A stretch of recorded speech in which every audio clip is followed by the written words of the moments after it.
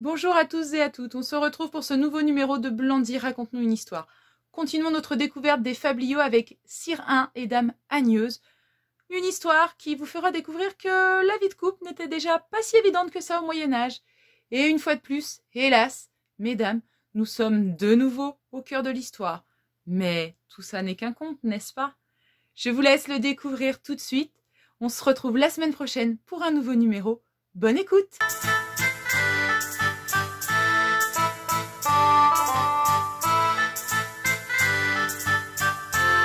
Qui a mauvaise femme, nourrit chez lui mauvaise bête. C'est ce qu'a entrepris de prouver dans son fabliau Hugues Piocel et ce dont va vous convaincre l'aventure de Sire I et de sa femme Agneuse. Sire I était un homme qui avait un bon métier car il excellait à raccommoder les cottes et les manteaux. Mais il avait aussi pour femme la plus contrariante et la plus méchante créature qui fût au monde. Demandait-il de la purée? Agneuse lui donnait des pois. Voulait-il des pois? Elle lui faisait de la purée. Pour tous les autres objets, c'était la même chose, et du matin au soir, on n'entendait dans cette maison que des querelles. Un jour, qu'il était arrivé à la halle beaucoup de poissons, un, dans l'espérance qu'il serait à bon marché, dit à sa femme d'aller lui en chercher un plat.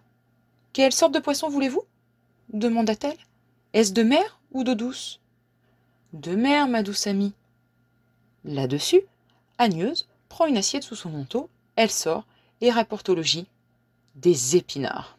« Parbleu, notre femme, vous n'avez pas été longtemps, » dit un en la voyant rentrer. « De quoi m'allez-vous régaler? Voyons, est-ce du chien de mer ou de la raie? » Fi donc, l'horreur, mon ami, avec votre vilaine marée pourrie. Vous croyez que je veux vous empoisonner, apparemment? La pluie d'hier a fait tourner le poisson, beau sire. C'est une infection et j'ai manqué de me trouver mal. Comment? Une infection? Eh, j'en ai vu passer ce matin qui était frais comme au sortir de l'eau. J'aurais été bien étonnée si j'avais réussi une fois de plus à te contenter. Non, jamais on n'a vu un homme comme celui-là, pour toujours gronder et ne jamais rien trouver à sa guise. À la fin, je perds patience. Tiens, va donc acheter ton dîner toi-même et accommode-le. Moi, j'y renonce. En disant cela, elle jette dans la cour et les épinards et l'assiette.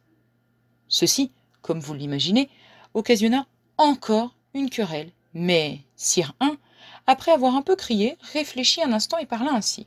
« Agneuse, écoute, tu veux être la maîtresse, n'est-ce pas? Moi, je veux être le maître.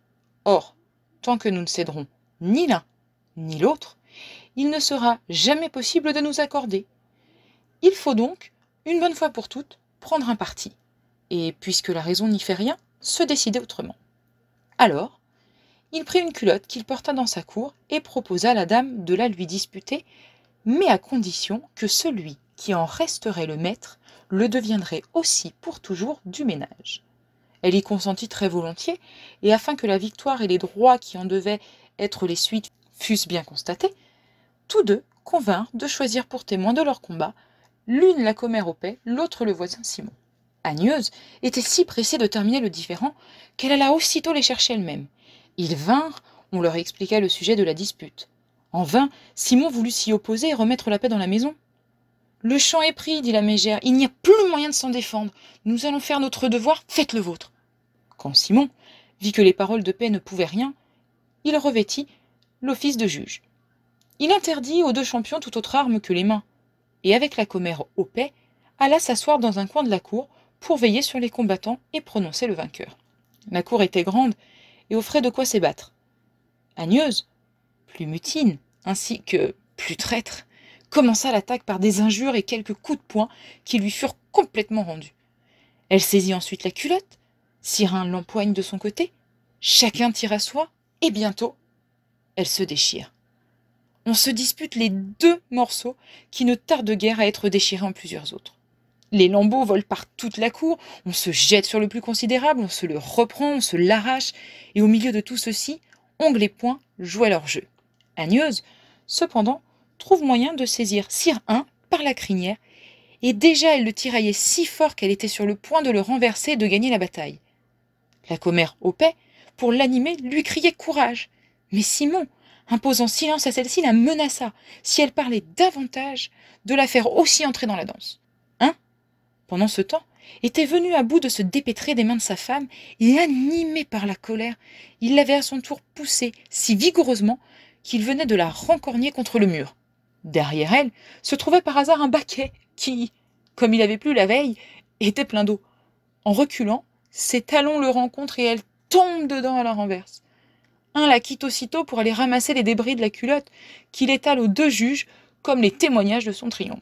Agneuse, cependant, se débattait dans le baquet et ne pouvait sortir. Après bien des efforts inutiles, elle fut obligée d'appeler à son secours le voisin Simon.